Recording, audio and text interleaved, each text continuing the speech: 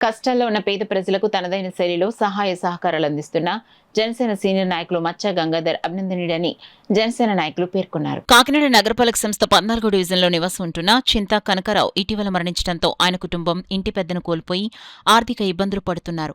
విషయం తెలుసుకున్న Janasena party senior నాయకుడు మచ్చ గంగాధర్ పార్టీ నాయకులు వీర మహిళలతో కలిసి చింతా కనకరావు కుటుంబ సభ్యులను పరామర్శించి వారికి 2 నెలలకు సరిపడా నిత్యావసర సరుకులను అందించారు. ఈ సందర్భంగా జనసేన నాయకులు మాట్లాడుతూ జనసేన పార్టీ అధ్యక్షులు కొణిదెల పవన్ కళ్యాణ్ ఆశయాల మేరకు జనసేన పార్టీ సీనియర్ నాయకుడు మచ్చ గంగాధర్ ఇప్పటి వరకు 344 మందికి సాయం అందించడం అభినందనీయమన్నారు. మన పవన్ కళ్యాణ్ గారు సిద్ధాంతాలు ఆదేశాల మేరకు ఆయన ఇలాంటి ఎన్నో కుటుంబాలకి సహాయం అందించి ముందుకెళ్ళడం జరుగుతుంది.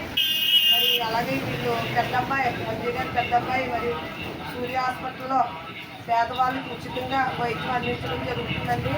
అలా గతంలో చాలాన్ని ఇలా ఉచితంగా పేదవాళ్ళకి చూడడం జరిగిందండి.